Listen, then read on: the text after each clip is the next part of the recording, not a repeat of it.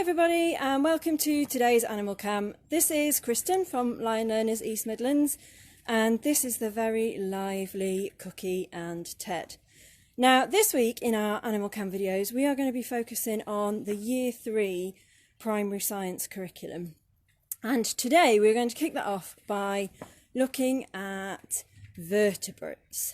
Now, vertebrates are creatures which have a backbone. That's the definition of a vertebrate. But in actual fact, they have a complete skeleton. They have more than just a backbone, lots of bones inside their body, an internal skeleton. And while we were looking at the Year 1 curriculum, we looked at animal classification and different types of creature. All of the creatures that we looked at whilst we were doing that are vertebrates, with the exception of mini beasts. They are the only one that's an invertebrate, and you're going to learn more about those tomorrow with Rachel. So mammals, reptiles, birds, mini beasts, fish and amphibians are all vertebrate creatures. They all have an internal skeleton. So that includes Cookie and Ted. Cookie and Ted are rabbits, and rabbits are mammals. And all mammals have a skeleton. A bunny skeleton looks like this. I think it's quite surprising actually when you look at this. It's not necessarily instantly recognisable as a rabbit because something is missing. It doesn't seem to have any ears. Let me show you the other picture. And that's because bunnies have no bones inside their ears, but they have lots of other bones inside their body. Their ears are made of tough skin called cartilage, just like our ears. So we have no bones inside the outer part of our ear either. And so, if I lift up Ted's ears, Ted's a lop-eared rabbit, and let them go, they just flop down again. There's no bones inside holding them up. Why do animals have bones? What's their skeleton for? Well, it has a few different jobs. The first one is that it's holding their shape. So without bones, Cookie and Ted would be like a furry jellyfish sitting here today. So it's keeping their body shape. But another really important function is protection. So they have a skull inside their head. If I stroke Cookie's head, I can feel it here. It's very, very hard. And that's protecting his brain. Cookie's brain is very important, just like ours, because it's our body's control centre. So it's telling all the other parts of his body what to do. And if his brain gets damaged, then things don't work properly. So vertebrates have a skull to protect their brain. They also have ribs like this, and they're like a cage. If I stroke Cookie gently, I can feel the ribs on his sides here. And if you run your hands along the top of your own body, you can feel your own rib cage. They're protecting his lungs so that he can breathe. And essential, as we found out last week. If you can't breathe, you can't survive. So they are there for protection, but also they're there for movement. So movement in vertebrates is all down to the fact that they have a skeleton. So the bones are attached to muscles by things called tendons. And what happens is, when these boys want to move along, their brain sends a signal to the muscles, and the muscles do a little squeeze on the tendon, and the tendon is like a rope that pulls on the bone and allows them to move. Now I'm just going to pass the camera over to my assistant so that I can lift Ted up and show you. Ted has, and all rabbits have, incredibly dense, thick bones inside their big feet, and so that they can push off the ground without their bones being damaged, and they can leap up in the air, they can jump, they can change direction. So if a predator's chasing them, they can move pretty quickly. Whee! And Ted's doing a good demonstration of how he likes to use his big feet to try and get away. So it means that rabbits can move pretty quickly. Some vertebrates can move really, really fast using this muscle and skeleton system. So they have big muscles and big bones in places like their legs, as do we, for running along, and then smaller muscles connected to little tiny bones that do other types of movement. So for us, holding a pencil and writing will be controlled by little muscles and littler bones in our hands. So let's put these boys down. They're itching to show you. Let's put Ted down on the floor before I drop him. How they use their skeleton and their muscles to run along. Or maybe not. We're just going to eat the plum tree. Let's put Cookie down on the floor as well. I'm just going to move this for a second and see if I'll do a little bit of running. Off goes Cookie. So Cookie is an incredibly fast rabbit when he wants to be. He's sulking a little bit because he doesn't know what's happening. He says, this isn't normal. Why are you out here filming us? But usually when I let Cookie out, he whizzes around. He's really fast and he can bounce really high. He can jump up onto the table that's in the background. And it's his strong bones in his legs and the strong muscles that go with them that help him to do that. Right, let's move on. I'm going to go over here. I meet a completely different creature now. I'm going to say hi to Rio. Hello, Rio. Rio is a corn snake. And very often when I go into schools, I ask children if they think that snakes have a skeleton. And often they'll say, no, I don't think that they have. But in fact they do, because they aren't a mini beast. They are a reptile. And all reptiles have a skeleton. Let me lift Rio up so you can see her a little bit better. So here's a picture of a snake skeleton. You can see it has a really long backbone that goes all the way along the snake's back, and then ribs that go all the way down their sides, and there's a skull here to protect the snake's brain. So they have quite a lot of bones inside their body, and on top of those bones are incredibly strong muscles. So, closer look at Rio. Rio says, she's feeling very lively. This is one of the first times this year that she's been outside. And so she has, her backbone is flexible in this direction, so she can bend it from side to side like this, and she can curl round in a spiral shape, and that allows her to move and squeeze into spaces. But it isn't flexible upwards, so I can't lift Rio's head up so that it touches her tail like I could if she was a worm, because her spine doesn't bend like that and it would damage her back. But she can bend it this way. But she can move an awful lot quicker than a worm can, because she's got this muscle and skeleton system that means that she can move pretty speedily. Let's bring her over, up the rabbit's cushions.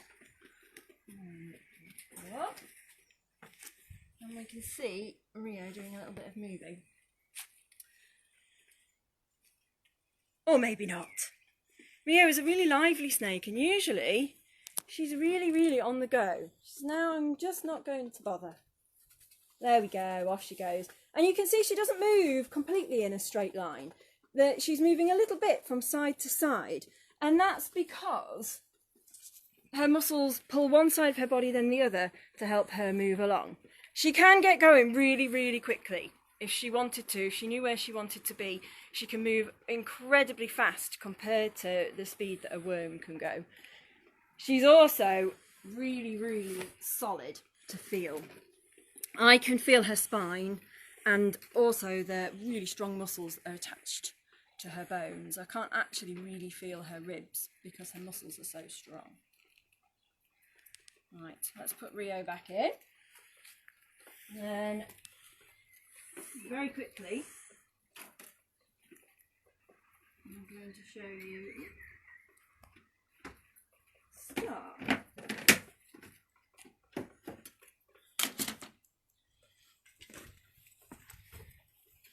Star is an little tiny pink snake. And she looks very much like a worm. She has played the part of Superworm in library sessions and school sessions, and also she has pretended to be the earthworm from James and the Giant Peach. But she isn't a worm at all. And the main thing that means that she's not a worm is because she has this skeleton. She has an internal skeleton. Worms don't, because they're mini beasts, and so they're really squishy. So just like Rio, she moves from side to side pretty well. She bends from side to side rather, like this. But I couldn't lift up her head and her tail to touch each other upwards. She can bend forward, just like we can. She can flop down this way, but she can't bend over backwards because of her skeleton. Okay, let's put her back in. I'm not going to show you how she moves, because we might well lose her out here. Whee! In fact, she says, I don't want you to go in my box. Star can move very, very quickly. I'm going to head over here to meet another type of vertebrate. This is Dottie and Daisy. Dottie and Daisy are Japanese quails, so they are a type of bird. Let me get one of them out for you. We've met Dottie and Daisy quite a few times before because they're very friendly and chilled out. So birds have a skeleton too. And down here I have a picture of a chicken skeleton, and it's very, very similar to Dottie's skeleton. They're a very, very similar type of bird. So she has a skull and a backbone and lots of other bones as well. And you'll notice if I show you a close-up of the wings, that there actually aren't any bones inside the tips of the wings at all. They're just made of feathers, so that they can molt their old feathers and get new ones, and so that their feathers stay in good condition. And birds have interesting bones. They're really light and kind of hollow almost compared to other types of vertebrate. So they don't have big dense bones like in the rabbit's feet, because if they did, they wouldn't be able to fly. They need to be much, much lighter. And they can also use calcium from their bones when they make eggs. So these are some of my quail's eggs. And eggshells have got lots of calcium in them. So when the girls are laying, they can take calcium from their bones and use it to make their eggs. So they have a little bit of a break from laying in the winter, and that's a very important time for them, because then they can build the calcium back up in their bones again. Shall we see these girls having a little bit of a move around? I'm going to put them in here with their friends. It would be nice to let them go completely free in here, but we would never be able to catch them again. Oops, there we go. So I've shut their house at the back just so they can't hide from us. Off she goes, and you can see how fast she can move. Daisy says, what about me? I want to go back in there with them.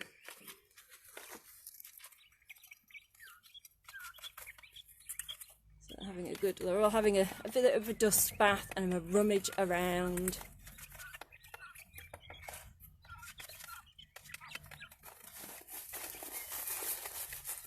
Right, before we go, we're going to meet one more creature, one more vertebrate creature. So we'll say goodbye to the girls. And we will come over here and say hello to Indy. This is Indy. Hi, Indy. Indy is a lizard, so he's a reptile just like the snake, and so he also has a skeleton. If I show you Indy's skeleton, it's remarkably similar to Indy actually. It looks very much like Indy without any skin. So he has an incredibly thick, dense skull to protect his brain, and strong jaws for crushing his food, and a spine and ribs. Ted's saying hi, Indy. And you can see him having a little bit of a whiz along. He can move incredibly fast for a creature with such small legs. So his muscles are pulling on his bones to help him move along. The reason why I brought Indy out here to introduce him to you is to tell you about something else to do with the skeletons, particularly of lizards and other reptiles that live in sunny parts of the world. As you will know for yourself, calcium is very important for bones. We are vertebrates, we have a skeleton. We need to make sure, especially when we're children and we're growing, we drink lots of milk to get calcium and yogurts and cheese and things like that, so that we have plenty of calcium for our bones. And it's very important for other creatures too. Reptiles like Indy have to have calcium in their food to help their bones be strong, but they also need something else. They need UV light, which usually, if they're a pet, they get from sunlight. So they will sunbathe, and that helps their bodies to absorb calcium and helps their bones be strong. If they're a pet, they obviously don't always get that, especially if they are living in Britain and they spend a lot of time indoors. So they need a special UV light in their vivariums that mimics the sun so that they can absorb calcium, and they have very, very strong bodies. So that's very, very important for lizards. Otherwise they can get something called metabolic bone disease, where their bones are very, very soft and floppy. Okay, so I think we'll leave it there for today. We'll finish with Cookie, who's been racing around in the background while we've been meeting the other creatures. Tune in tomorrow, where Rachel is going to tell you some more about invertebrate creatures, creepy crawlies that don't have an internal skeleton. Bye from me and Cookie and Ted and the other creatures, and we'll see you tomorrow.